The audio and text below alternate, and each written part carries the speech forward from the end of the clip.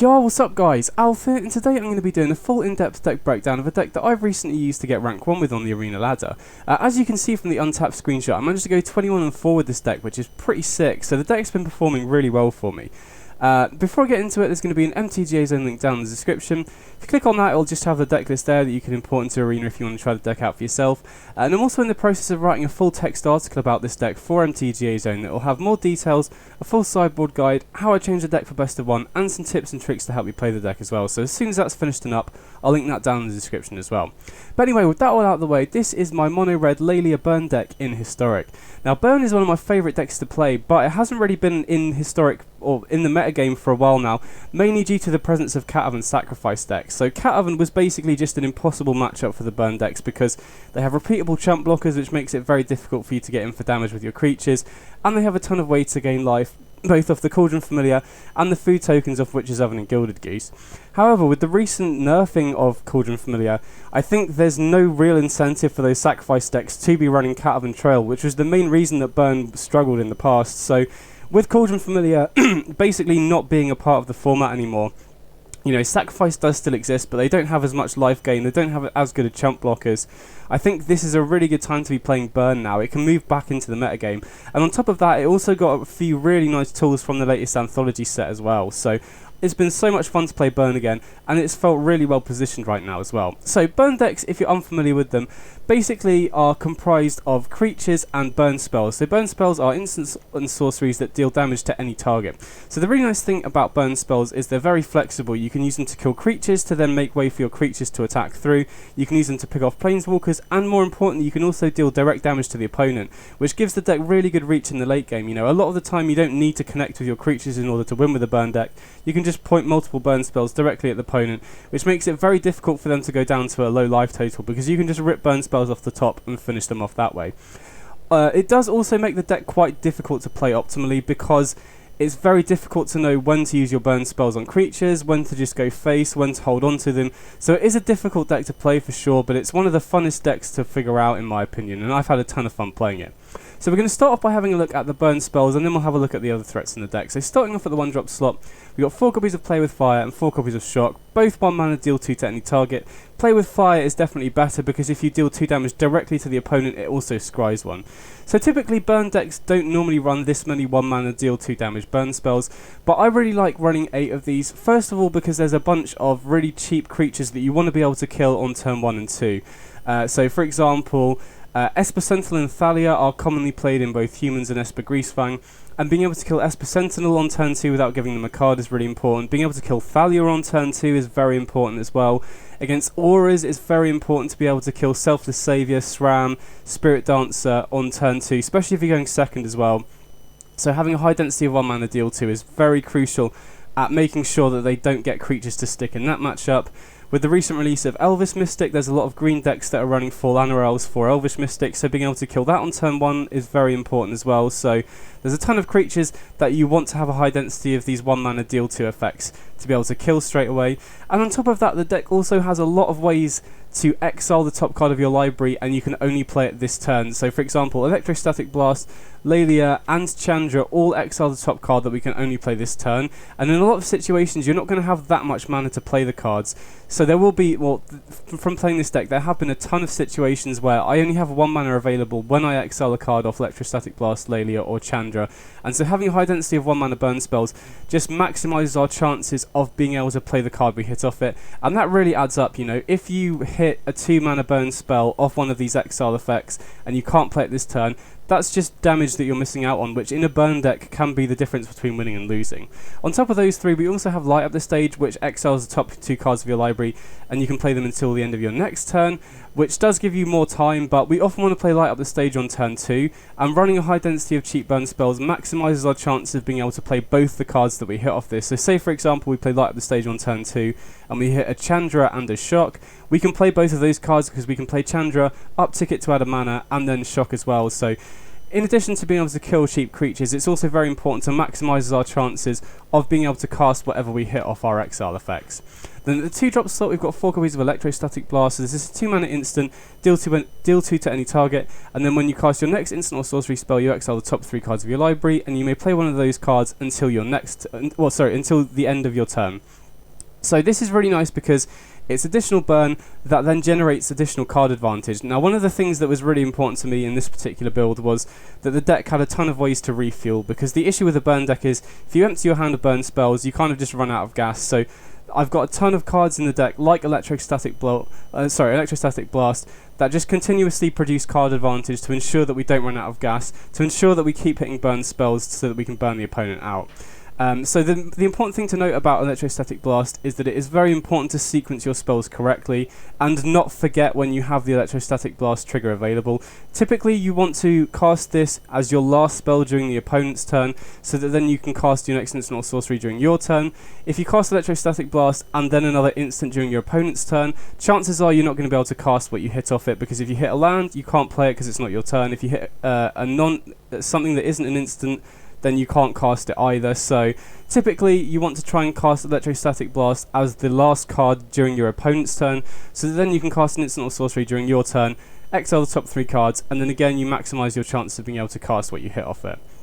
Next up, we've got 4 copies of Static Discharge. This is a 2-mana sorcery, and basically how this works is the first copy you use deals 3 damage, the next one deals 4, the next one deals 5, etc. And this is really strong because 2 mana deal 3 to any target is a reasonable rate. Typically you'd want it to be an instant if that's all it did, but the fact that this scales with each additional copy is really strong. 2 mana deal 4 to any target is already way above rate, and if you get it to 5 or 6, that's so strong. So this is really, really powerful, potentially the best burn spell in the whole deck. Even though it is sorcery speed, which is a bit annoying, it's very important that we also have a way to deal 3 off 1 burn spell. Every other burn spell in the deck that we're running only deals 2, which is fine for the most part. You know, since we have a ton of ways to refuel, if the opponent does play a bigger creature, we don't really mind using 2 burn spells in order to kill it because we have so many ways to refuel. But just having a 2 mana way to deal 3 damage is very important against creatures like Ledger Shredder, Mayhem Devil, anything with 3 toughness. Being able to kill this immediately is really nice as well. So that's the burn suite that we've got in the deck. Next up, we'll start off by having a look at the threats. So we've got 4 copies of Dragon's Rage Channeler. So this is just a generically really powerful card. 1 mana 1/1. Whenever you cast a non-creature card, Surveil, and then as long as you've got Delirium, which is 4 or more card types in your graveyard, it gets +2/+0, has flying, and attacks each combatant if able. So this is really nice because first of all, it just filters through our draws, which means that it, you know, on top of all the ways we have to refuel, it just means that we're maximising our chances of hitting more burn spells, hitting more ways to refuel, filtering away lands if we don't need them, digging for lands if we do need them. And then we have quite a few different card types in the deck, so getting Delirium online is fairly easy. We have Commander Faces Kakazan, which is an enchantment, we have instants and sorceries, we have Chandra, which is a planeswalker, and it's pretty easy to flip over lands with Dragon's Rage Channeler as well, so it's not that difficult to get Delirium online, and then we can just start attacking in the air for 3 damage every turn, which is really nice because a lot of decks don't have flying blockers, and it's a very easy way for us to start forcing damage through, which is really nice.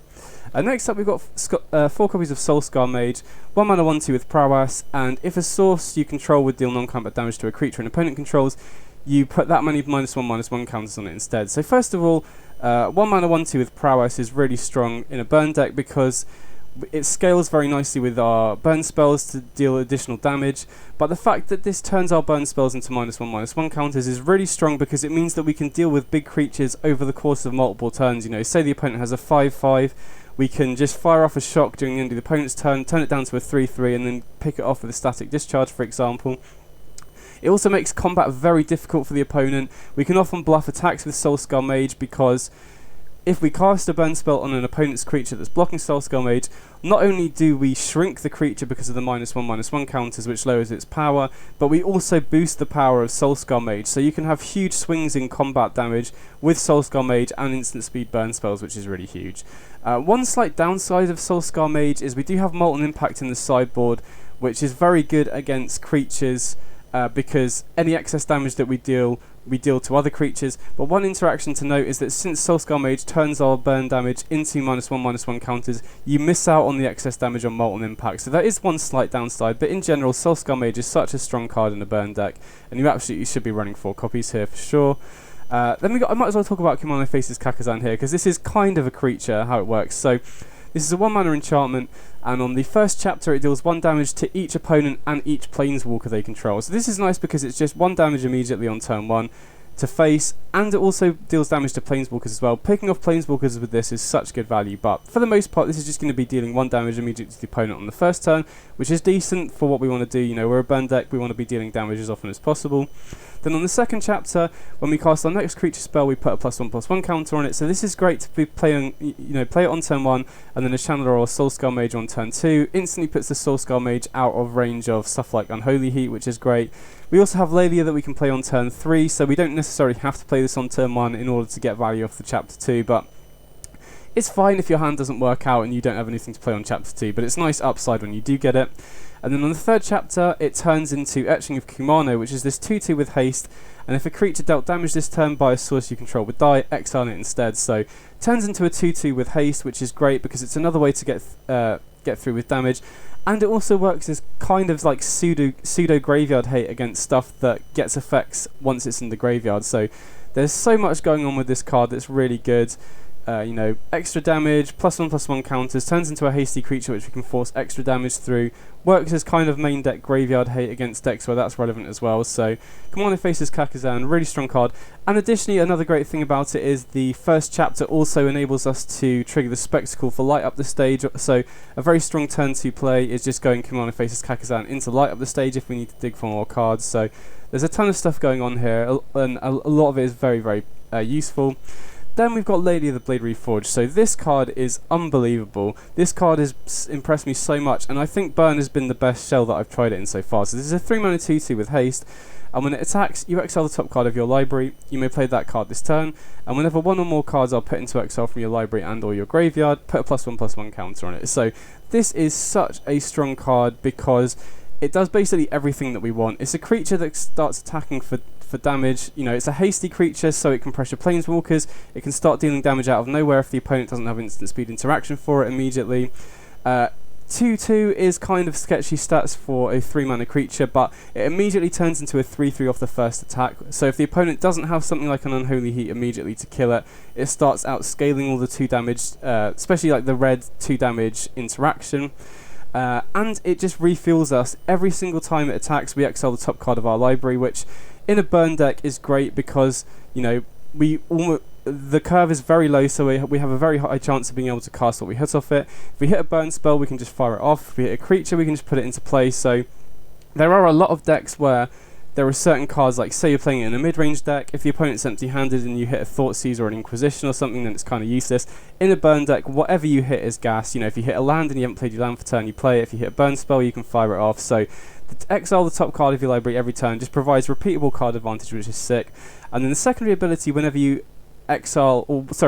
or more cards are put into exile from your library and or graveyard, put a counter on it, is really strong in this deck because we have a ton of ways to exile cards from our library. Like obviously Laelia triggers itself, but we have Electrostatic Blast, which we can trigger at instant speed, which is really strong as sort of a way to combat trick the opponent. We have Light Up the Stage and Chandra Just to Kill, which all exile cards from our library. And then additionally we have Soulguide Lantern and Unlicensed Hearse in our sideboard as graveyard hate that exile cards from the library. So this grows out of control so quickly, deals hasty damage, and just keeps refueling us. This card has been so strong, and I've been really, really impressed with it. Then we've also got 4 copies of Light Up the Stage, so this is kind of a staple in burn decks. Exile the top 2 cards of your library until the end of your next turn. You may play those cards. So again, in addition to Electrostatic Blast, Laelia, and Chandra that I'll get to in a second, this is another great way to refuel. Very easy for us to trigger Spectacle because we have burn spells, we have Commander faces Kakazan. We can bluff attacks with Soulscar Mage, which means the opponent often has to let damage through that way, so very easy to trigger the Spectacle, and just another way for us to keep refueling in the deck, which is great. Then we've got 2 copies of Chandra Just to Kill, so this is another card that I absolutely love in a burn deck, and if Laelia wasn't about, I would probably be running 4 copies of this card, but Laelia is just so good that it takes priority over Chandra. But either way, Chandra, 3-mana Planeswalker, comes in with 3 loyalty. The first +1, add a red and deal 1 damage to up to 1 target player or Planeswalker. First of all, it's very easy to miss that this can deal damage to Planeswalkers, so don't forget that. You can pick off Planeswalkers with this, which is huge in a lot of situations. But this is great because it just allows you to, at minimum, deal 1 damage to the opponent. If you have a bunch of cards in your hand that you want to cast and you don't quite have the mana, this can also ramp you, which is really nice. So that's a really nice thing to have. Also, it works very well with Light Up the Stage as well, because we can add a red and deal the damage directly to the opponent to trigger the Spectacle, and we've already just produced the mana to cast the Light Up the Stage, so the +1, very useful for that situation. Then the other +1 it's got is exile the top card of your library. If it's red, you may cast it this turn. So since we're a mono red deck, unless you hit a land, you just get to repeatedly make card advantage off this, which is really huge as well. So either of the +1 situations are great. You know, if you have a bunch of cards in hand, you can often just add mana to ramp and cast more cards. If you just want to produce card advantage, you have a very high chance of being able to hit what you get off the +1. So very, very strong and grindy matchups. And then the -7, exile the top 5 cards of your library. You may cast red spells from among them this turn, and you get an emblem with whenever you cast a red spell, this emblem deals X damage to any target, where X is the amount of mana spent to cast that spell. So this comes up more often than you think. Against grindy decks, threatening the ult on this is really powerful, because if you get Chandra down on turn 3, it immediately goes up to 4 loyalty that turn. So all you have to do is have it survive 3 more turns, and we're pretty good at defending Chandra in this deck because we have burn spells to kill creatures. We have creatures to be able to block as well. So especially against control and mid-range, threatening the ult on Chandra is a way that you can win a lot of games. And once you get the emblem, you're basically guaranteed to win the game at that point. So Chandra, very, very strong. And gives the deck kind of another angle of attack, which makes it very difficult for opponents to hate out. Then moving on to the mana base, 22 lands is kind of relatively high for a burn deck, I guess, but since we have Laelia and Chandra as, you know, the very important top end cards of the deck, it is very, very important that we're hitting our 3rd land on curve, and so 22 lands has felt decent. But we also have a ton of utility in our lands. Because we're running a slightly higher land count than a lot of burn decks, we can afford to be running 4 Den of the Bugbear, which comes up a lot. You want this card in play as often as possible, because it is just an extra way for us to force damage through. A lot of the time the opponent will have to tap out to deal with our other threats, which then allows us to just start attacking him with Den. Deals 4 damage each turn, keeps producing 1/1 tokens as well, so Den, very, very important part of this deck. 4 Ramunap Ruins is another staple of burn decks, and is a very, very good card at forcing damage through that can't really be countered, you know, unless the opponent's playing strict Proctor with Stifle effects. Ramunap Ruins is a great way to just deal the final points of damage, and the paying 1 life to add a red is so negligible in this deck, so 4 copies of that is great. And then we've also got obviously 1 copy of Sokenzan, which is basically free to play, the first copy, and occasionally I've channeled this in, especially because we have Laelia, which can reduce the cost of it as well. So mana base is really nice because it gives us nice mana sinks in the deck, and it's very clean that we're in mono red as well. So that's the main deck. It's felt so nice, and I've been so impressed with how well Laelia's worked in this sort of shell. Now moving on to the sideboard, we've got 3 copies of Strangle and 4 copies of Molten Impact. So this is our burn spells against creatures that are slightly more efficient than what we're running. In my gameplay, which I'm going to show in a bit, I wasn't running Strangle in the sideboard. I was running Conductive Current, which is a sweeper, and I was also running Rampaging Ferocidon. However, after playing that gameplay, I did come across a few decks, you know, particularly against Izzet Phoenix with Ledger Shredder. Having to use 2 burn spells to pick off something like a Ledger Shredder is really bad. And also Conductive Current, I'll bring it up in case you don't know what it is. It's basically like an Anger of the Gods style effect, but it's better if you're playing a mono red deck, because it then increases the amount of damage that burn spells in your hand do.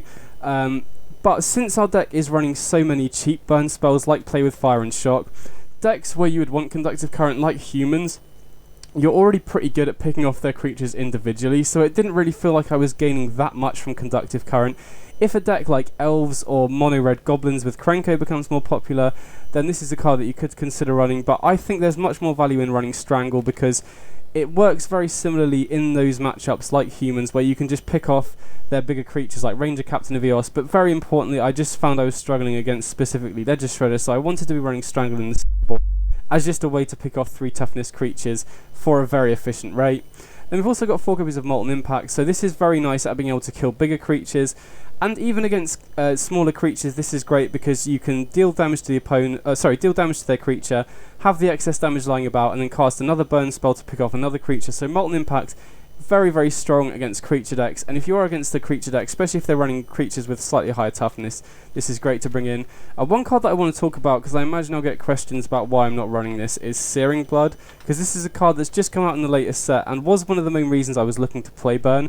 Honestly, this is obviously an insane card if you can get it to work, but in this particular deck we already have so many ways to deal 2 damage. We have Play with Fire, Shock and Electrostatic Blast, so it felt like a real waste to be, and also I don't think you can afford to be main decking Searing Blood, because there are a lot of decks that either don't run any creatures or they run bigger creatures that Searing Blood can't pick off. So I wasn't really a big fan of this, and additionally you know, this is obviously an all-star against smaller creatures, but we have so many ways to kill smaller creatures anyway, because we have so many ways to deal 2 damage in the main deck.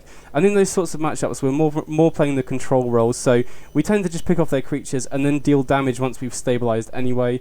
If I had, like, you know, 25 sideboard slots, I would probably run this just to swap in for, you know, some other 2 damage burn spells against the smaller creature decks, but typically burn is going to struggle against life gain and bigger creatures, so it made more sense for me to dedicate sideboard slots for burn spells that are better at dealing with bigger creatures and stuff against life gain, for example. So while Searing Blood is obviously very, very good against smaller creatures, I feel like this deck is already very good against that, so you're kind of just making the deck better in ways that it's already good when you don't really need to be doing that. So that's why I'm not running Searing Blood. Next up, we've got 2 copies of Soul Guide Lantern and 1 copy of Unlicensed Hearse. This is obviously Graveyard Hate, mainly here for Izzet Phoenix and Esper Greasefang, because those are both decks, you know, we do have decent interaction against stuff like their other creatures, but the actual Arc-Light Phoenixes themselves they trade very favourably with our burn spells because they can keep bringing them back from the graveyard. And Greasefang, you know, whilst burn is typically good at dealing with Greasefang, in our particular build, because we only have Static Discharge as our main deck way to deal 3 damage, you know, we don't have any instant speed ways to deal 3 damage, so we would need to have multiple instant speed burn spells in order to kill it. So I like having Graveyard Hate here just to shut off the most powerful parts of their deck, and it's also nice that it also grows the Laelia as well. Next up, we've got 2 copies of Roiling Vortex. So this is here both for life gain decks, which aren't a very big portion of the metagame. You know, like I said, in the gameplay you're about to see, I didn't run Strangle and I was running Rampaging Ferocidon instead. But there was so few matchups where I wanted Ferocidon. The only matchups where I would really want it is against Goblins, just to punish them for Krenko. But I've basically not come against Goblins, and most of the Goblins decks, I think the best Goblins deck are the combo Goblins deck anyway, so I'm not sure Ferocidon is great. Although I guess Ferocidon would also be good there, but either way, I'm not facing a ton of life gain. If Angels becomes very popular, then you could think about running Ferocidon, but even against other life gain decks like Heliote combo, since burn spells are very good at keeping them off their life gain enablers, you don't even necessarily need Vortex in those matchups, but it is nice as a way to hose the life gain decks.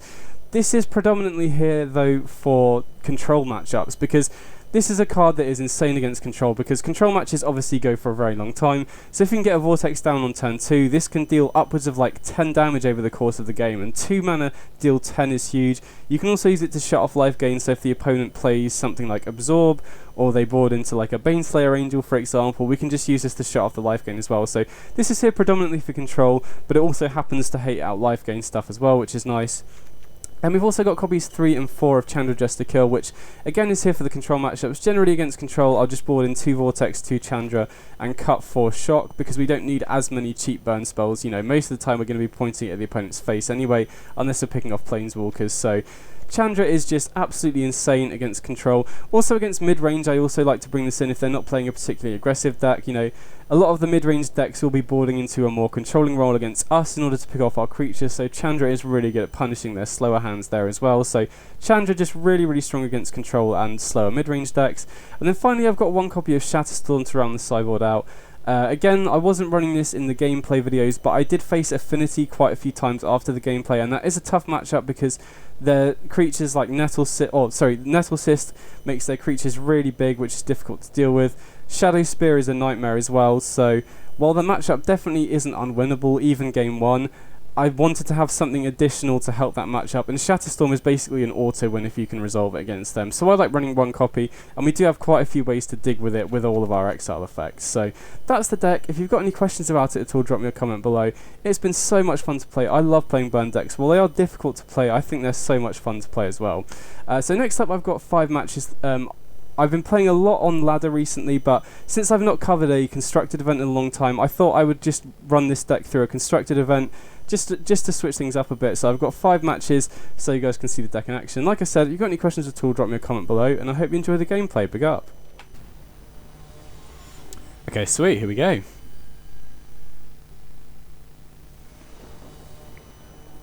Okay, so we're going second here. And her. I'm usually not a big fan of keeping 1 landers. We are going second, which increases our chances of drawing our land on curve, but I only typically keep 1 landers with this deck if I have Channeler plus Shock or Play with Fire. Okay, we instantly drew a land, which is great, but if we have Channeler plus Shock or Play with Fire, we can set a stop during our upkeep and fire off a burn spell before we draw for the turn, which then enables us to surveil before we draw. Okay, wow, so Thalia means that we can't do that because it taxes our spells, so had we not drawn that land last turn, we would have been in big trouble here. Thankfully we did. We'll fire off the Shock now. We're going to surveil away the Chandra because we definitely want to try and hit our third land on curve for the Laelia, but yeah. I think keeping one land is very risky, but like I said, if you got Channeler plus Play with Fire or Shock, you can fire one off and surveil before you draw your second card for the game, so they have Apparition here, which is a little bit annoying. And we miss our third land, which is pretty frustrating. We would have loved to be able to cast Laelia there because we're against humans here by the looks of things, and it's possible they could build up a big enough board where we can't attack with Laelia. I'm going to set stops during the opponent's turn here because if we don't, it will just give away to the opponent that we don't have anything, which will then mean that they could probably attack with Apparition. Now it looks like we have a 1-mana burn spell because we set those stops, so that's probably going to disincentivize them to attack with the Apparition, I imagine, because we could just fire it off, turn Soulscar Mage into a 2-3 and just blow them out in combat. Okay, sweet. So we did hit our third land. Unfortunately, it's a tap land, but that shouldn't matter too much because I think I would have fired off Static Discharge here anyway. Even though they're protecting with the bodyguard, Soulscar Mage will turn this Static Discharge into -1/-1 counters, so they... Oh, wow, okay. So the opponent obviously made a mistake there. They didn't realise that the Soulscar Mage would turn that into -1/-1 counters. So even though the Thalia's Lieutenant had Indestructible, it died through the -1/-1 counters anyway. So that was obviously a great exchange for us. The opponent made a mistake there, obviously. But yeah, hopefully they don't commit too much to the board here, because we would love to be able to start attacking with Laelia here. And if they get, you know, a 4/4 creature in play, or they play like a Collected Company or something, that can really limit the amount we can do here. Okay, they play another Apparition, interesting. So in a way I would quite like them to attack here, because that then allows us to attack with Laelia and not have to worry about double blocking, which they do. That's great for us. And they missed the land drop as well. So we'd obviously love to hit a land here off Laelia if possible. Okay, sick. It would have been better to be an untapped land, so we could also play Light Up the Stage, but we'll take that. So now Laelia's a 3/3, so then next turn it will attack and become a 4/4, so they can't trade too favourably with the Apparitions. Okay, they play Adeline, interesting. And they attack with both, so I mean that's not too much of an issue because we have Static Discharge as a way to just kill the Adeline immediately. This is why Discharge is so strong. You know, being able to deal 4 damage for 2 mana is so sick. So then we'll attack here with the Laelia. Okay, we hit another land, which is nice, but then we can light up the stage here. We'll definitely play the land first because otherwise we'll lose it. And then we can light up the stage, which will give us 2 more cards, and it will grow the Laelia again, which is great. Okay, Electrostatic Blast is nice, because that means that we can kill one of these Apparitions at instant speed, and then the next light up the stage, or if we draw another instant or sorcery, will then give us 3 looks for something else, which is pretty huge. Okay, they play Forsaken Crossroads on white. Scry 1 to the top. Okay, they have another Adeline here, so I imagine they'll attack again, potentially. We do have the Blast, thankfully, to kill one of their Apparitions, which will give us a blocker and slow them down a little bit. But if they keep letting this Laelia in to attack, well, you can just win by burning them out with burn spells. You know, obviously humans have to get aggressive, but on the flip side, you do have to be careful with your life total against a burn deck.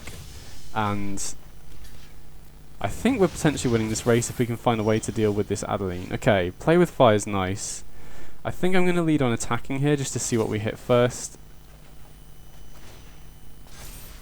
And we can potentially grow the Laelia at instant speed here if we wanted to. But I'm pretty sure we're just winning here anyway. We'll fire off the Kumano first. And then we'll go light up the stage. I mean, maybe it was a mistake to not fire off the Play with Fire immediately, but I'm pretty sure we're going to be able to win here just with burn. Yes, we have more than enough then.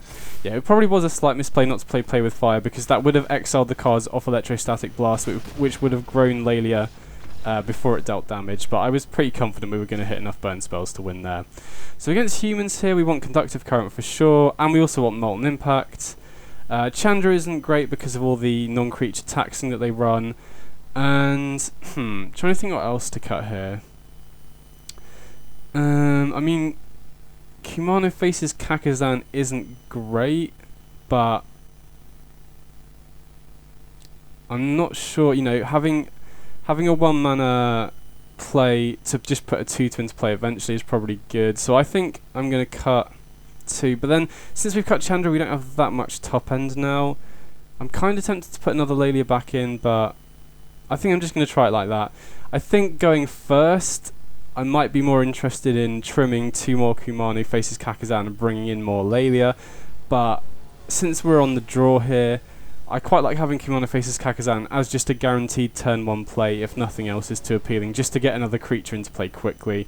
But when we're going first game 3, I think we probably want more Laelias in, but we'll see how this game plays out.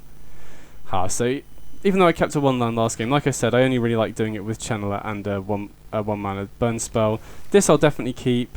Definitely keep 2 lands, and actually thinking about it, I'll probably just put Light Up the Stage back. I think Electrostatic Blast works as removal that can also draw us more cards, so going to lead on the Channeler here on turn 1. And we have quite a lot of interaction. No Esper Sentinel on turn 1 from them is obviously great to see. See if they have Thalia. Wow, no play on turn 2 as well. I mean, that's obviously great for us. And then we can get a second Channeler into play here. So they must have Collected Companies or Inquisitor Captains or something for them to keep a hand that's this slow. Adeline, okay, so we're just going to use Molten Impact on that. And then we get 2 Surveils here. I think we're going to Surveil quite aggressively just to try and get Delirium online if we can. So now we're 1 card type away from Delirium already, which is great. You know, we're definitely on the front foot here, so if we can start turning these Channelers into 3/1s, that's the definite way that we can just outrace them. Okay, very nice for us that their 4th land is tapped. Okay, Apparition here is a little bit annoying. I think we're kind of incentivized just to kill it immediately. But, well, not before they exile it, because we obviously want to get the token off killing it, but okay, that puts the 4th card type in the graveyard straight away, so now we've got a 3/1, which is sick. Kills the Apparition and we get a 1/1 token. And then we can start attacking in for 4 every turn now. Well, obviously if they play creatures on the ground, we can't attack with the token, but we've got 3 damage in the air every turn. It's going to be quite difficult for them to deal with. Okay, Collected Company, interesting. See what they hit here. Okay, Brutal Cathar and Ranger Captain, so okay, interesting, they take the Channeler, I guess that makes sense, but that means that Conductive Current is a lot more appealing now. You know, with Channeler in play, we really didn't want to be using Conductive Current. Okay, they get Giant Killer, that's interesting. I mean, the only creature in our deck that can kill is Laelia if it grows, or I guess Soulscar Mage if that grows as well. So I think we're pretty incentivized to go Conductive Current here. Ooh, Laelia's nice as well. Actually, if we're going Conductive Current, there's no downside to attacking here, because there's a decent chance they don't block. Yeah, okay, sweet. So we'll Conductive Current here, sweep their board, get the Channeler back, and then I think we're boosting the power of the Shock here, just because it's the most cost efficient. So I think we're in a pretty good spot here. They have to deal with the Channeler. Giant Killer doesn't do it. Wow, they just pass. I wonder what could be in their hand. Maybe they have Iganjo? Because they don't have a way to kill Dragon's Rage Channeler, unless they brought in like Fateful Absence or something. Okay, so they do have Iganjo, that makes sense. But they kill... I guess that also makes sense, killing the Channeler, because they have Giant Killer. Our next attack will make the Laelia killable by Giant Killer, so that makes sense. And either way, whether they block or not, I think we're happy with either situation. Okay, so now we've got Shock deals 4, so we have 8 damage in our hand here. So we just need to find a way to get 1 more point of damage through. Oh, okay, Channeler's a nice one. So I assume they just kill the Laelia with the Giant Killer here. Okay, sweet, so we have enough burn to win here then, right? And I don't think Humans is going to have any way to gain life. Okay, so they Giant Killer the Laelia, that makes sense. And then we want to set up a sequence where we can fire off all of our burn spells over the next... well, between this turn and next. So we can go... we will give them cards off the Sentinel, which is a bit annoying, but since it's a 2/2, I think that's going to be difficult to play around anyway. And like I said, we just want to kill them between this turn and next. I don't think they're going to have a way to counter any of this or to gain life, really. Do we want to land here? I think I'm going to keep that just in case they play a Thalia, because that is a potential way that they could stop us from just emptying our hand of burn spells here. Okay, they play a Ranger Captain. That's not a big issue here, really. You know, they can sack the Ranger Captain during our upkeep, but then we can just fire off our burn spells in response since they're all instant speed. See what they hit. Okay, Dauntless Bodyguard again. Yeah, we're not concerned. To be honest, they could have kept the cave back to block, potentially. But either way, they tapped out. So we should just win here then. See if they attack. We're at 19, so we're not concerned about getting killed. And plus, we're going to kill them before the next turn cycle anyway. They attack with the Lieutenant, that's fine. We'll just let that through. And I mean, even if they had Brutal Cathar for Chandler, we have enough burn here to win, so... So we'll shock here, which deals 4 damage because of the Conductive Current, which is great. Keep the land on top. I mean, it doesn't really matter because they didn't play Thalia, but... Either way shouldn't matter here. Puts them down to 3.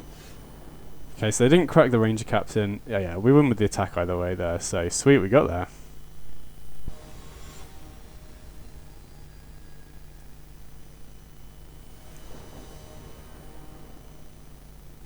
Okay, so we're going second here. And even though we don't have any creatures here, I think this is a fine keep. You know, we've got a bunch of interaction, we have ways to refill to hopefully dig to creatures, so I think this is fine. This might be a little bit of a sketchy keep against something like Control, but you can still make it work with light up the stage and stuff. So turn 1 Delver, we'll definitely kill that now. If we wait till the opponent's turn, we give them a chance to respond with Spell Pierce, so definitely want to fire it off now. Okay, opt. So, oh wow, they missed their second land drop as well. So I think we're fine going Play with Fire into light up the stage here. Okay, sweet. A second light up the stage, we'll take that. So I think it looks like we're against either Phoenix or Wizards, and either way we want to start digging for more stuff here, really. We don't just want to sit doing nothing, because the deck has a ton of ways to refill. So they did hit their second land. Didn't play any creatures though, so we'll just play with Fire and light up the stage again here, I think. So it looks like they have something here. Could potentially be a second... so it could potentially be a Spell Pierce, so they could stop the second light up the stage here. But we'll see. Okay, nice, that resolves. So we did hit another land, which is a bit annoying. We are flooding out a little bit, but we have Electrostatic Blast as another way to refuel. We have Play with Fire to scry as well if they don't play another creature, so... So consider it. So again, it looks like they're either on Is It Phoenix or Wizards here, I'd have to imagine. Okay, Shredder. That is a little bit annoying because we only have 2 damage burn spells here. I kind of want to play with Fire and try and dig for a Static Discharge if possible. If not, we can just go Shock into Electrostatic Blast, but it does give them a Connive. Oh wow, okay, that was very lucky. We'll take that though. So I wanted to wait there because I wanted to use Play with Fire with Electrostatic Blast in order to kill. Oh, we'll keep that on top because the opponents had a very slow start. If we can start running away with the game with Chandler, that's great. But yeah, I wanted to keep the Play with Fire there because if we hadn't drawn Static Discharge, we could have then gone Play with Fire into Electrostatic Blast. Then we could have gone Shock on our next turn and got the cards off Electrostatic Blast. Now, unfortunately, that would have given the opponent a Connive, which would have been a big issue, especially if they're holding on to something like an Ox of Agonis or an Arclight Phoenix. So drawing the Static Discharge there was huge, but at least we had a backup plan if we hadn't drawn that. Okay, so they've played a land for turn already, right? So yeah, okay, sweet. So we get to resolve the Chandra here. It is a bit sketchy if we are against Phoenix because they could suddenly get, you know, 2 hasty Phoenixes back. I think we can afford to go for the exile the top cards since we have 2 lands in play here. We have a pretty high chance of hitting something that we can play rather than just +1ing to deal 1 damage. And yeah, we got Kumano, which is great. So see what the opponent does here. Hopefully they can't just kill the Chandra immediately because that is something we could ride to victory otherwise. Sprite Dragon, okay. So obviously we have Shock to kill this, but I really need to be very careful here because we can get very easily blown out by 2 spells here. If they have like Unholy Heat and an Opt. Okay. So I'm waiting until the end of their turn because what I wanted to play around. If I went Shock and they went Consider into Unholy Heat or something, we just get completely blown out there. Maybe I should have realised that they probably would have played stuff before damage if they had it, but so maybe that was a bit too cautious, because now Chandra's just one turn away from hitting the ultimate. But okay, another Sprite Dragon, interesting. Expressive Iteration. Okay, now we can confidently fire off the Electrostatic Blast, because even if they have another instant speed spell, they can't grow it out of the 2 damage range, thankfully. So yeah, I'm a bit annoyed last turn. I mean, maybe I should have just used the shock before Chandra took damage, but had they played very carefully and had 2 spells there, we would have been in real trouble. So I'm not really sure what the right line there was. So we'll definitely start by plushing Chandra here. Okay, nice. So we'll go Channeler here. Then we can blast their Dragon's Rage channel before they get any value off it. We get the Electrostatic Blast and the Surveil. I think we're just after burn spells here at this point. And we definitely want to get Laelia in play here as well. And then we can attack. Start growing the Laelia. Now the Laelia is out of Unholy Heat range unless they hit Delirium. And we hit a land, so that was perfect. And now we're attacking on 2 different fronts. It's going to be very difficult for them to fight through this, especially because they're very unlikely to have sweepers in the main deck, and it's going to be difficult for them when they're already down at 6 to deal with Chandra and 3 creatures. We have, you know, a 4 damage burn spell in hand plus 2 Ramunap Ruins here, so I'm pretty confident about this spot. That last turn was pretty sick. Okay, so they do have a Delirium on Unholy Heat, but that's not going to be good enough, I don't think. Interesting. So I think we'll lead on. Now we've drawn Light Up the Stage, we'll just plus the Chandra here and go Light Up the Stage, see if we can hit a either get Dragon's Rage Channeler to have Delirium, or just hit a smaller burn spell we can use to take out the Delver here. Okay, yeah, opponent just scoops it up. So, I have to assume we're against Phoenix here, so I'm going to bring in Lantern and Hearse. I also I think we probably need to have Molten Impact, because of Ledger Shredder and Crackling Drake and stuff like that. Chandra is less reliable because of stuff like Phoenix. I don't mind trimming a Laelia here either. I think just having interaction in Graveyard Hate is very important here. Just trying to think what else we want to cut here. Again, Kimono Faces Kakazan might not be the best, but the fact it kind of acts as Graveyard Hate once it flips to the 3rd part is decent.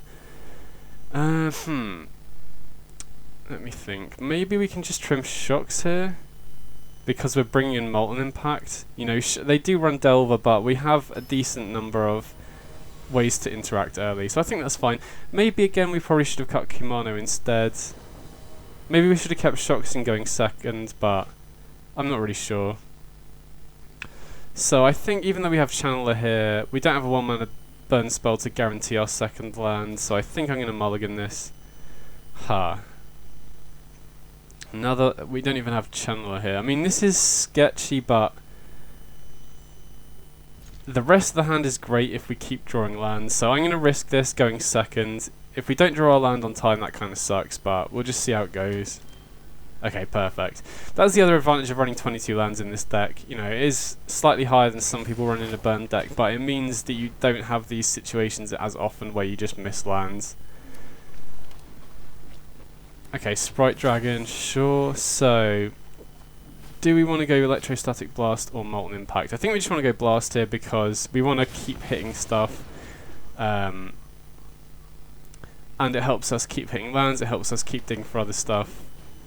Okay, another Sprite Dragon. Now, we would love to get Hearse into play as quickly as possible because they could potentially get Phoenixes back out of nowhere very quickly. But I think Sprite Dragon is a card where we just have to take it out as quickly as possible. Now, I'm going to attack here first because if they do have something, I would much rather them use it now so that we know the coast is clear. Okay, sound. That's fine. So, we can now Molten Impact and not have to worry about Spell Pierce, which is nice. It's very important to play the impact before our land for turn in case we just hit lands off the Electrostatic Blast cards there.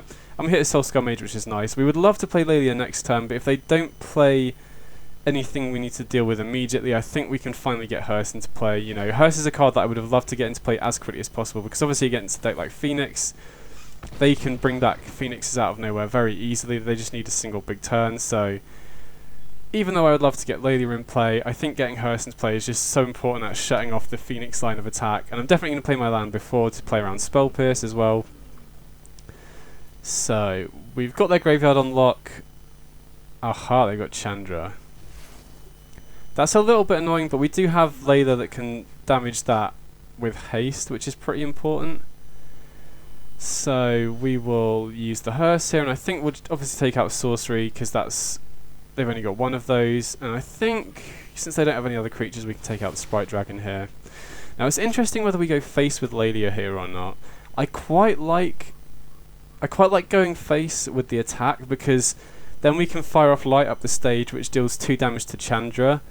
That does mean that they can kill the Laelia off the minus worst case scenario, but if we hit a burn spell off the... Oh well, we hit another Light Up the Stage, so I'm very happy we went face. But yeah, if we hit another burn spell off these Light Up the Stages, we can just kill Chandra straight away. Absolute worst case scenario, if we whiff, we can just... well, I mean, Laelia can grow out of range of the Chandra minus anyway now, but... had we not hit 2 Light Up the Stages there, the worst case scenario is they can minus the Chandra to kill the Laelia, but then the Chandra just dies as well, so either way I was happy. I think going face was just better there with the Light Up the Stage. Okay, they play a Phoenix, which is fine. I assume they have to keep that back on defense, yeah. So now we can hearse. I think at this point now they have a Phoenix in play. Actually, I don't know. I was going to say I'm happy to take out the Unholy Heat, but I don't think it really matters, to be honest. So then we'll attack Chandra with the Laelia here. Now they could, I guess now that this is out of range of block plus Unholy Heat, they could have a Braid potentially, but there's no way we're not attacking there. So now we can go Soulscar Mage and Dragon's Rage Channeler, and then we can also play Den of the Bugbear as a threat for later as well. So even though they do have an active Chandra, I feel pretty good about this spot. Okay, they've got Delver. Oh wow, they just scoop it up. Sweet, we'll take it.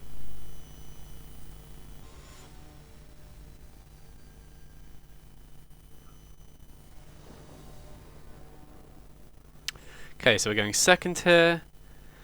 And I think this is just too slow. We don't have anything before turn 3, so we've got to mull this.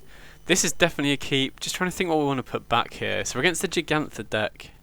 Could be a number of things, so I don't want to make too many assumptions just off the fact they've got Gigantha. I think I'm going to put back Play with Fire. That might be a bit of a mistake if we're against a creature heavy deck, but we're against Gates. Okay, so that bottom was fine then. That was actually a good call with what we bottomed there.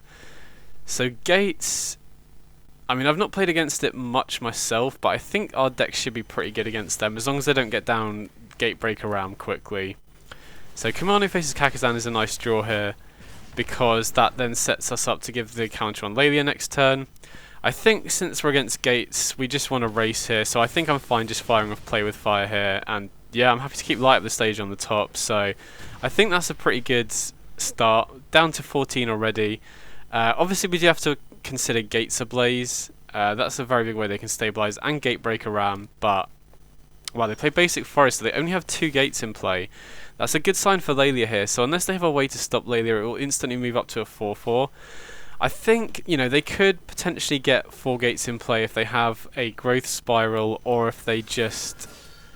Yeah, if they have Growth Spiral into Gates Ablaze, that is a potential line they could have, but I'm not even too fussed about that, because even if they do manage to sweep our board, we're going to get Kumano faces Kakazan flipping next turn, and then we can also play Light Up the Stage to dig for more stuff, so I'm pretty happy about this spot overall, especially because they played a Basic Forest. Okay, they do have Growth Spiral, but the fact they play Basic Forest means that they're further away from their gate synergies, so I think we're in a decent position to race them here.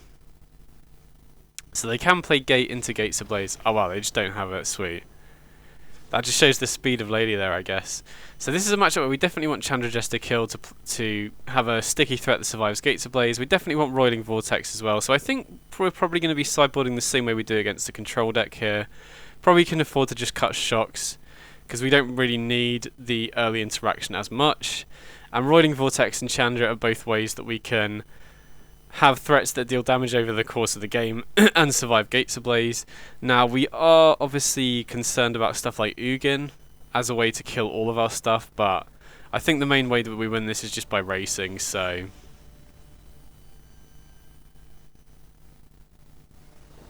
But yeah, like I said, it is very important that our stuff survives their sweepers like Gates Ablaze, so you don't want to go all in on creatures, really.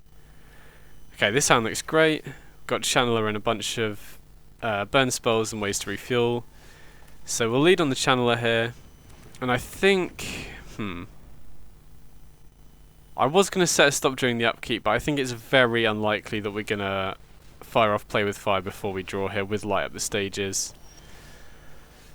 So we're going to attack here. If you're new to burn, you should almost always attack first before you light... Oh, sorry, you should light up the stage before you play your land for turn in case you hit 2 lands, and then you can play both if you hit 2 lands, like we did here. You know, had we played our land for the turn beforehand, we would have not been able to play one of those Ramunap Ruins. And I think since we have got a lot of lands already, we're happy to just fire off the other light up the stage here. And we hit a Chandra, which is great, so we can start pressuring the opponent with the Chandra. You know, we're attacking them on 2 different fronts at that point, so Chandra's a great hit here. So see what the opponent has. But I quite like this spot. Having 2 static discharges in hand is really nice as well, because we've got 1 in the exile. If we fire that off, then the ones in our hands will gain the ability, okay, Gatebreaker Ram. So we might have to change what we do here. I think killing the Gatebreaker Ram before it gets any bigger is really important. So while we would have loved to play the Chandra off the exile here, I think we just have to kill this Gatebreaker Ram before it gets any bigger. So we will fire off the static discharge here, get a Surveil. I think we'll bin that because we want to get closer to Delirium. We'd also rather have more burn spells in case they have more Gatebreaker Rams.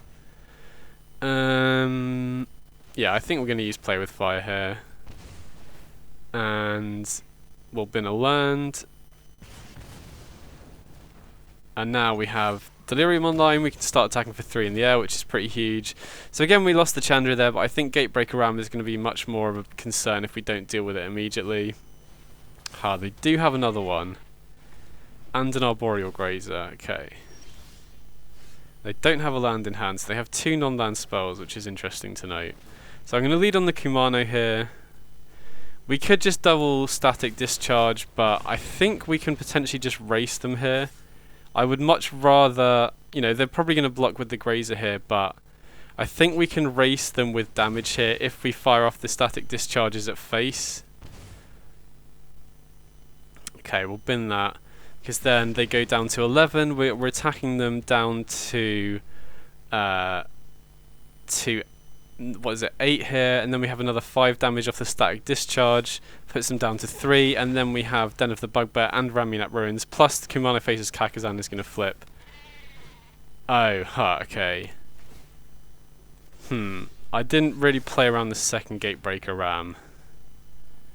And Grazer. So had we attacked here, we would have put them down to what, 8 plus 5. Yeah, we did. I think that line was correct, going face with burn if they didn't have the second Gatebreaker Ram. I think we could have raced them without that. Obviously, if we'd known they had the second Gatebreaker Ram, we should have used our 2 burn spells to kill that first Gatebreaker Ram, but then we're still pretty far away from winning at that point. Just trying to think if we have any way that we can win or hang on here. Roiling Vortex definitely isn't good enough. I don't think we have any way to win. I don't want to reveal that we have Roiling Vortex, just in case that changes their sideboard plan. So that was unfortunate.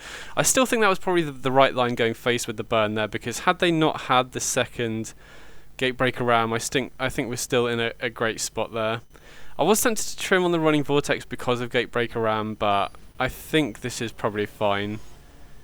But yeah, I think that line was fine last game, because if we had spent both static discharges killing the first Gatebreaker Ram, I think we still lose to the second one anyway, because we don't have a way to kill it, and their life total is too high to be able to race at that point. So I still think that was probably the right line. We just got a bit unlucky that they had the second Ram there. Okay, so we'll lead on Mountain here, and then interesting decision between going for Channeler first or Kumano. I think I like going Kumano first here because we just want to get as much damage into play as quickly as possible. I think we're just trying to race and take advantage of the fact that we're on the play here. Could go Vortex, but I think I like going Channeler here. Again, we just want to get as much damage in play as quickly as possible, and we can start getting value off the Surveil of Channeler as well. We do want to get Vortex into play relatively soon to start taking advantage of it, but I think we just want to, you know, apply as much pressure as possible. So I think we're going to go light up the stage here. If we just hit something that we don't want to play this turn, then we can go for Roiling Vortex in addition. Oh, okay, Chandra's nice. So I think here we're just going to go Mountain and then get Roiling Vortex into play, and then we can go Chandra next turn. Yeah, I'm going to bin the Kumano here, get us closer to Delirium. Okay, and the Vortex starts dealing damage here, so they're already down to 14 before they even get their third land in play. Ha, okay, Plaza of Harmony, that's pretty good, because that just nullifies 3 of the damage we've done. And they do have Gates of Blaze as well, which is a little bit annoying, but we do have Chandra and Roiling Vortex here, so that's pretty good. Soulscar Mage is a nice draw as well, because it enables us to actually make value of the mana that we get off the Chandra plus here. Then we get Soulscar Mage into play. And I still like our spot here. I mean, Gatebreaker Ram would be very scary, but if they don't have it, it's going to be difficult for them to deal with the Chandra here, I think. Because from what I've seen of the Gates list, they have a lot of ways to deal with creatures, but nothing specifically for Planeswalkers as far as I've seen. And yeah, Gates of Blaze only deals damage to creatures. I just had to double check it because I've not played with or against that card until very recently. But yeah, overall I like our spot. You know, Electrostatic Blast is another way to ensure that we don't run out of gas here. And if we do end up in a spot where we have spare red mana, we can shut off their life gain off additional plazas if they have them, which is decent. So opponents in the tank here. I think if they had a Gatebreaker Ram, they would just slam it, so that's probably a good sign for us. Ha, another Gate Space. They just want to kill the Soulscar Mage. I guess that makes sense. Interesting. So I was considering plussing to make red and start attacking with the Den of the Bugbear, but since we drew a Channeler, I think I like just getting Channeler into play, and we hit a Static Discharge off the plus, which is great.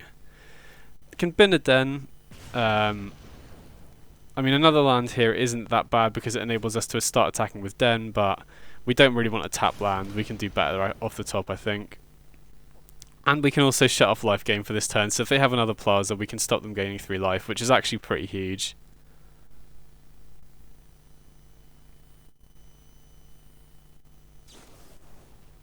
Wow, they main phase a Growth Spiral. I mean, that has to be a good sign. Okay, they get another gate into play.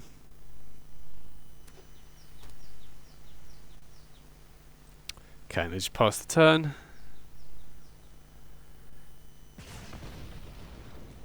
So we'll just lead with a Chandra plus here, I think. Wow, we hit another Chandler. That's pretty sweet.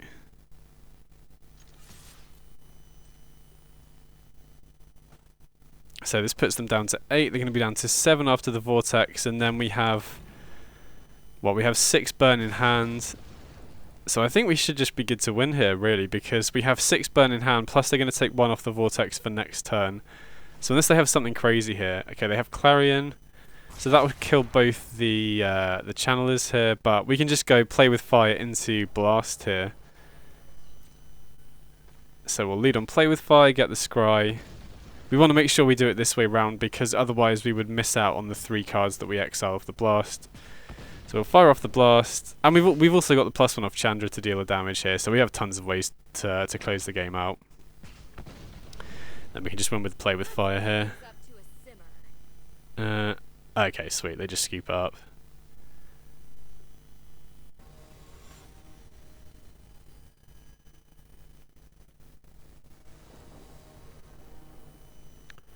Okay, so we're going second here. And I think this is probably too many lands, even with Soulscar Mage to light up the stage. Oh wow, okay. I mean, I really don't like going down to 5 in a burn deck. I'm going to keep this and risk it. Don't know what to put back here.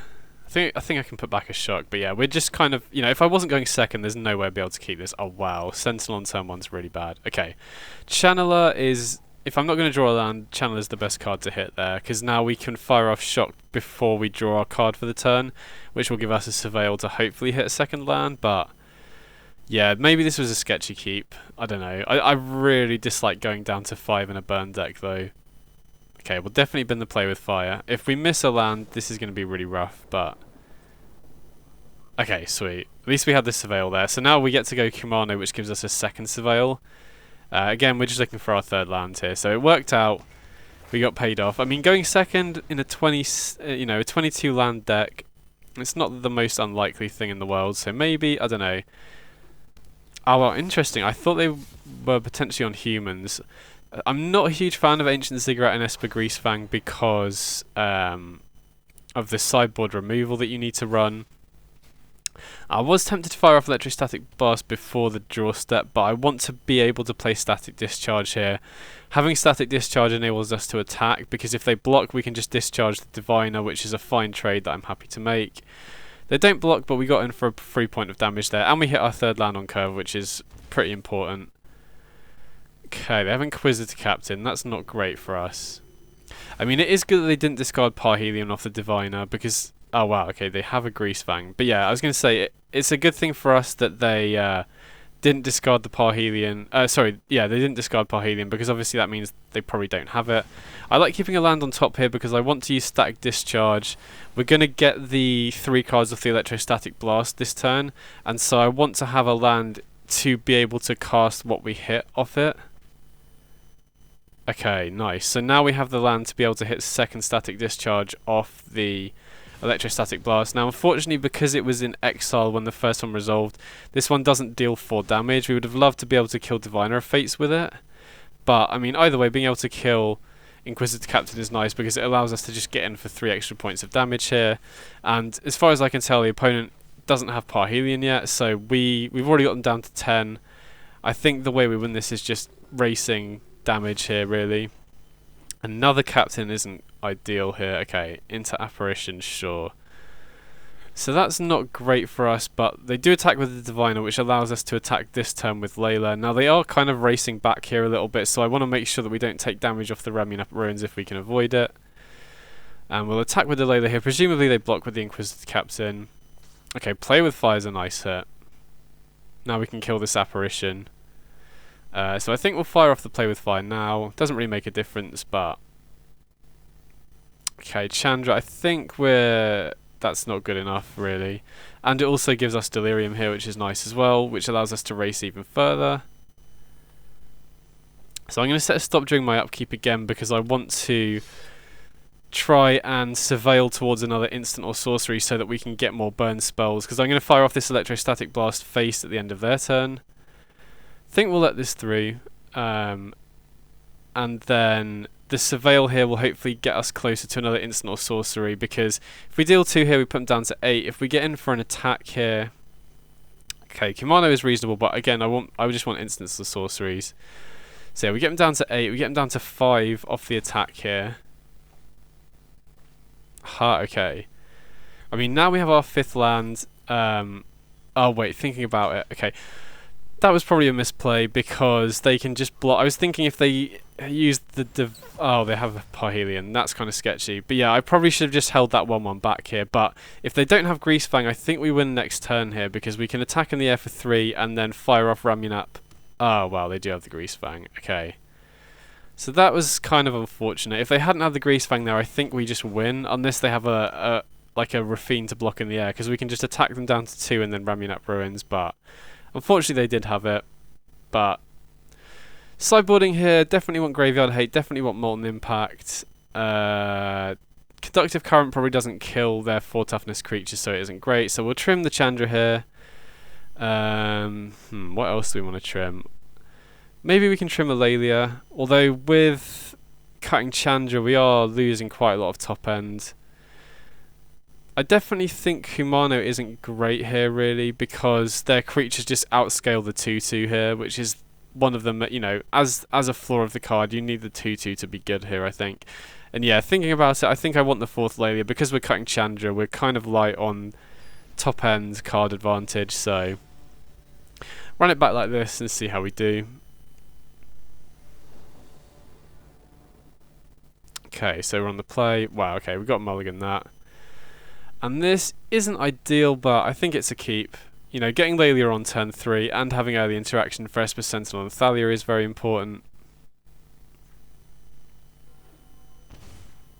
Okay, they do have Sentinel on turn 1. Well, we definitely will avoid giving them the card if we can, so we'll just shock and pay the Sentinel tax here, I think. Might as well do it during the opponent's turn, though. Okay, they have Thalia as well. That's a little bit unfortunate. So we'll kill the Sentinel here. We don't want to give them any free cards. And then I think we just want to get Laelia. Oh no, actually thinking about it, we could have played Laelia, but I think getting rid of the Thalia is more important here because I'm going to wait for them to do Diviner before firing off the shock here. But yeah, thinking about it, I think this is better because Thalia in play makes Laelia quite a bit worse because any instants or sorceries that we hit off the Laelia will be taxed, so we're unlikely to be able to get as much value off it. Now that is a bit unfortunate because they're kind of stonewalling our Laelia here with their Diviner of Fate, so maybe it was a mistake not playing Laelia instead of Channeler there. I just kind of made a snap decision to go for the Channeler instead. I'm going to set stop during the opponent's turn just so we don't give away that we don't have an instant here. If it looks like we have an instant, then they're more likely to attack with Diviner, which then will allow us to attack with the Laelia. So yeah, thinking about it, I probably should have just gone with my gut and gone for Laelia before killing the Thalia there. But either way, we get to resolve the Laelia here. And now we're more likely to be able to cast spells we hit off it, which is nice. Okay, we hit Soulscar Mage, which is decent.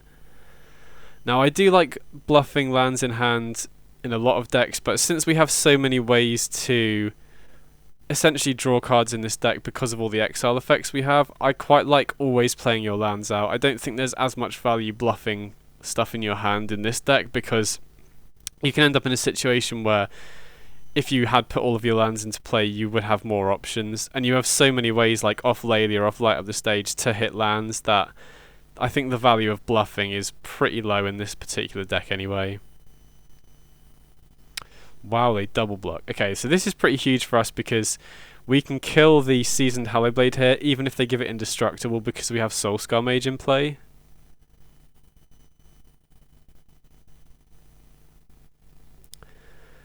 I mean, yeah, I guess it costs them basically nothing to use the Seasoned Hallowblade because they get a draw off the Diviner of Fates here. But either way, that's great for us because Laelia lives now and we get to just freely kill their Inquisitor Captain. And they don't have Parhelion in graveyard, so this is just a game of attrition so far, and we're definitely ahead at the moment, so... Okay, another Hallowblade, interesting. We've just got to try and hope that they don't set up the combo again. That's the main thing we're concerned about. Okay, so another play with fire is great here, because we have another way to kill the Hallowblade if they do choose to double block. So we'll just attack with the Laelia here. Okay, they have a Ganjo. That's a little bit annoying. Don't think there's much we can do about that, unfortunately. Although it does give us Delirium here. That's nice. So now we're attacking for 9 in the end next turn, plus we have Play with Fire here, so they kind of need to combo off this turn or get a flying blocker in play, or obviously kill one of our channelers here. But even then, we have Play with Fire plus Ramunap Ruins. So we're definitely going to fire off the Play with Fire here, so if they kill one of the channelers, we can still Ramunap Ruins as well.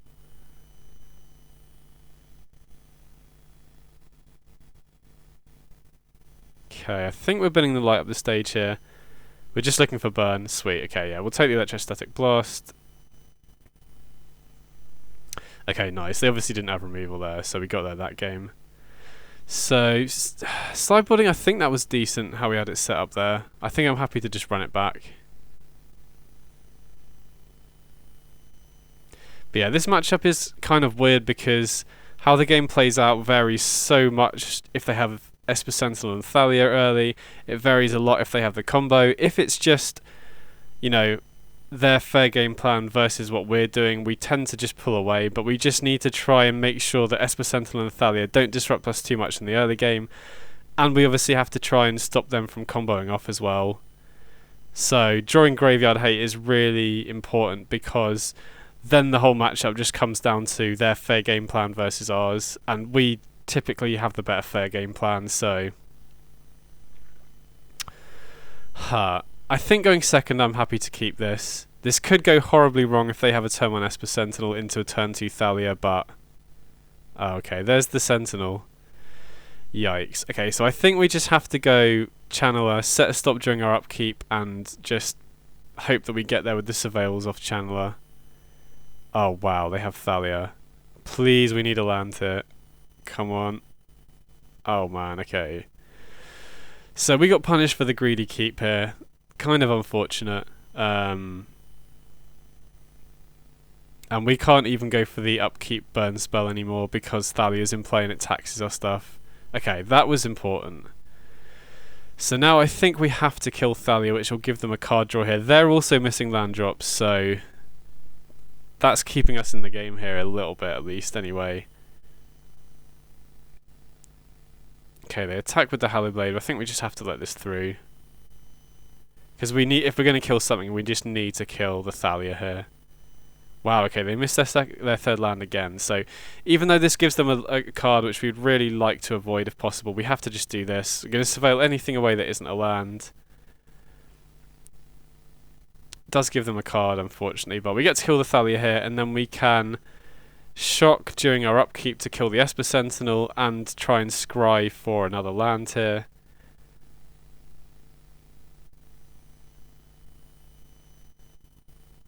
Okay, so we'll pay the Sentinel tax, and we're just looking for lands, basically. Okay, so we'll bin the Laelia.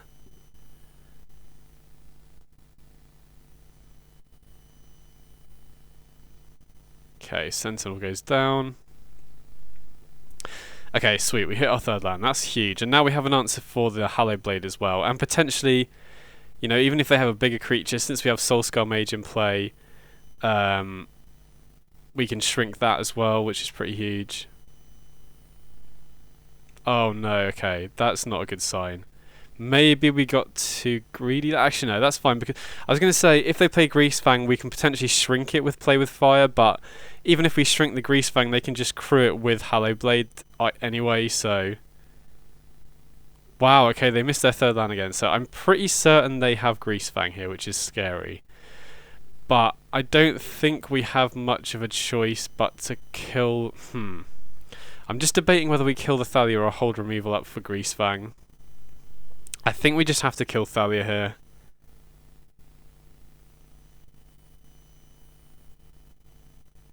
Unfortunately, Molten Impact doesn't work with Soulscar Mage. Wow, okay, so they miss lands again. That is huge for us. So now we can start playing around Greasefang, which is very important. Because we can kill the Sentinel and we can also shrink Greasefang if they do play it. I mean, there's a chance they don't have Greasefang, but with a hand full of gas and no lands. And the other thing is their Ancient Ziggurat probably means that they can't cast any removal they have. Okay, they did have the Greasefang, so them missing lands has been so important for us this game. So we'll lead with Play with Fire. I mean, this alone stops them crewing the Parhelion because it reduces the power of Greasefang. Do we want Shock? I mean, we probably do. We probably want to just keep ways to kill Greasefang. And, we could wait until our turn, or we could just wait in general to kill Greasefang, but it's going to be getting back Parhelion, so I think we might as well just kill it now, because if they put another creature in play and they can crew Parhelion, or they can bring back Parhelion, they'll be able to crew it with another creature, even if Greasefang only has 2 power, so...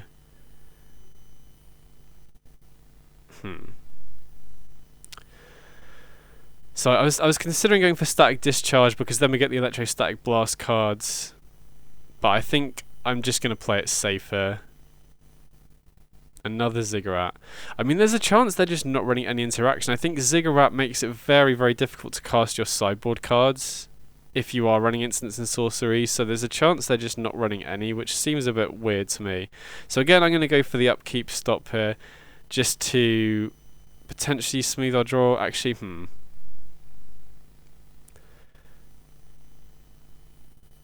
Yeah, I think I'm fine waiting, because if we hit lands, we can just play them. Oh, okay. Hearse is great because now we don't have to worry about Greasefang anymore. So I went for the Static Discharge as opposed to the Shock there, because had we not hit the Hearse, Shock would at least give us a way to stop Greasefang crewing the Parhelion. We can reduce its power down to 2. And Impact I'm not interested in, because we're just racing now. We just want burn spells to be able to go face. You know, if they play creatures, if they play Greasefang, we can exile the Parhelion. If they play creatures, we can just kill them with our burn spells anyway, so we're definitely going to exile the Parhelion here, and might as well exile the Greasefang as well. Static Discharge is already dealing 4 damage. Yeah, had we not had Static Discharge dealing 4, then there is definitely an argument to keeping Molten Impact, but I think at this point we're just happy to look for actual burn spells.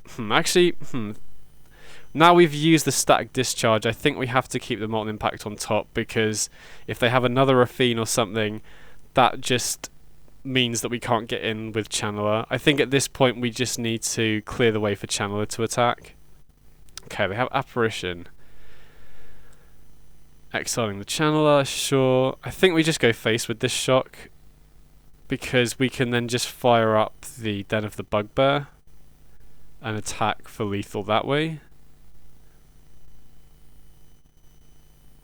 Puts them down to 1. Okay, sweet, we got there. That game was scuffed.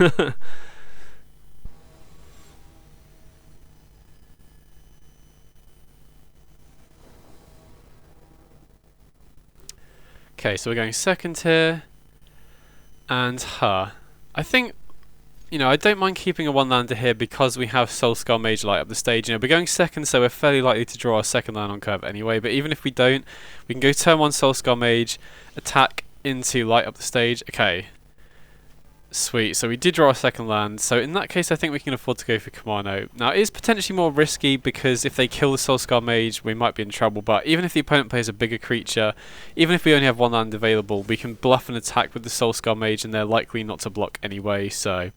But anyway, here we need to think which creature we want to give the +1/+1 counter to. I think I prefer giving it to Soulscar Mage, because Channeler will eventually start flying, which means that Soulscar Mage, since it'll be attacking on the ground, is more likely where, like, the stats are more likely to matter on Soulscar Mage, I think. Okay, Mythos of Nethroi, that's not something I expected to see. So opponent looks like they're on Abzan Midrange, probably running Siege Rhino if I had to guess, because that's a new card that I expect a lot of people to be trying out. So I'm going to light up the stage here, and yeah, sweet. So against the mid-range deck, I think this is a matchup where Chandra is going to be pretty good. So we'll get Soulscar Mage into play here, and then we can just hold up Play with Fire. And then next time we can obviously get Chandra into play, which should be pretty good here, I think. Okay, Cheville. So they're on, obviously, mid-range.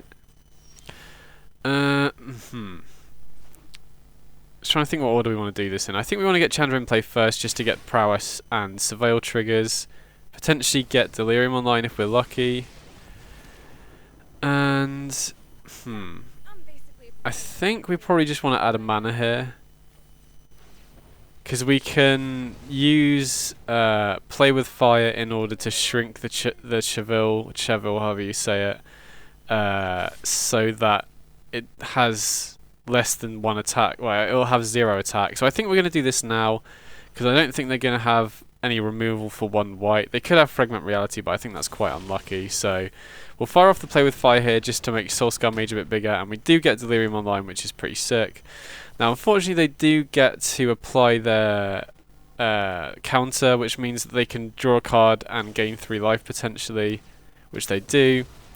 I'm going to set a stop during my upkeep in order to try and dig towards another instant or sorcery so that we can get the extra cards off Electrostatic Blast. Sweet, we do. We got Play with Fire, which is great.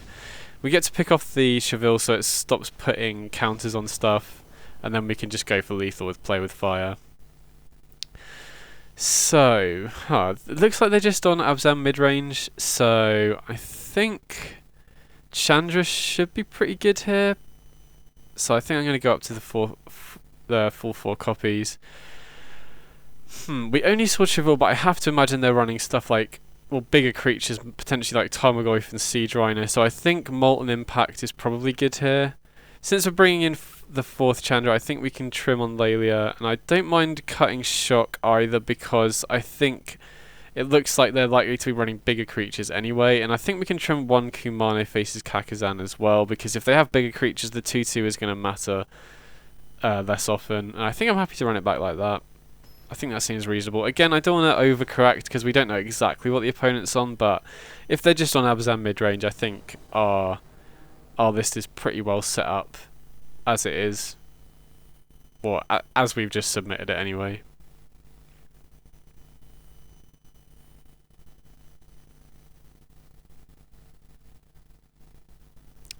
So I'm just trying to think what other creatures they could have. I'm assuming for them to be in Abzan, they must be playing Siege Rhino. I don't think there's any other real reason to be in Abzan. Cheville we obviously saw, so they're not on Luris probably because of Siege Rhino. I have to imagine they're probably running Tarmogoyf as well. I'm trying to think what other reasons there are to be in Abzan. Obviously they played that Mythos, but that's a pretty inefficient way of dealing with our cheap threats anyway. So this hand is pretty nice.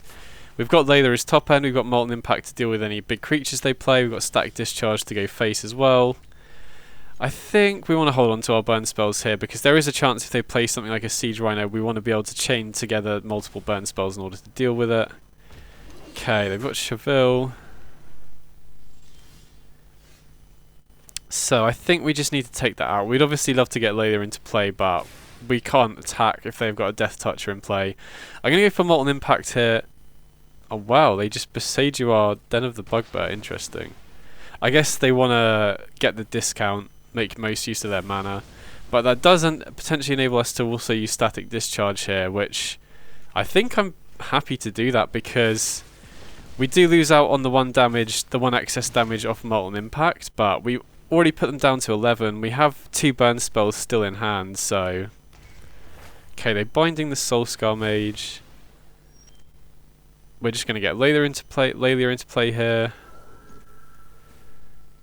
Exile the card. Sweet, it's a land.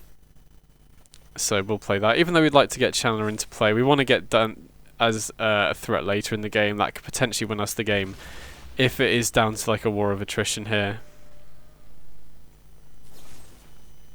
Okay, they Mythos the Laelia. Oh, okay, Chandra's a great draw here. So we'll go Chandra.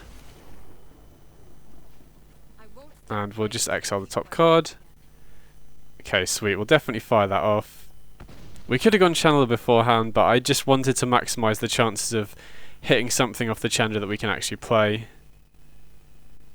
Okay, so they are playing Siege Rhino and Triumphant Adventurer. Interesting. So we can kill both of these here using the Molten Impact excess damage, which is pretty huge. I think we're going to lead on just exiling the top card just to see what we hit here.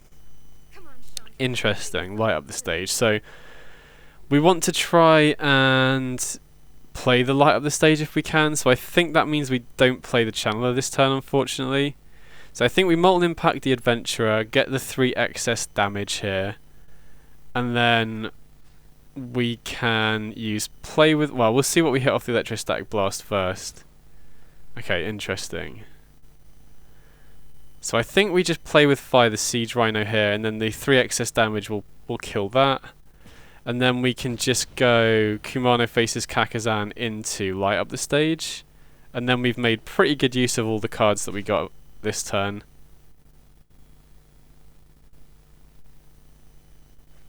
Then we can play another Den. And now we're in a pretty good position. The opponent's just top decking and we have quite a lot going on. Okay, they have Night of Autumn.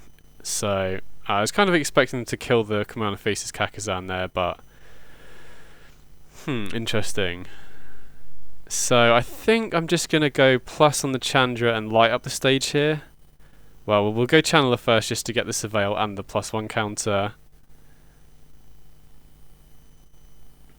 And then I like going for the plus because we have a lot of stuff to do with our mana here, so it's not like we're going to run out of mana to, or it's not like we're not going to be able to make use of it. So we'll fire up the Den here. Okay, sweet, we got there, nice. Sick, so that was a 5-0. Yeah, that felt really strong. Obviously Abzan midrange probably isn't the best deck in the format, but all the other decks we faced were. So anyway, yeah, got 5-0. Hope you enjoyed the deck. If you've got any questions about the deck at all, drop me a comment, and I'll catch you all in the next video. Big up.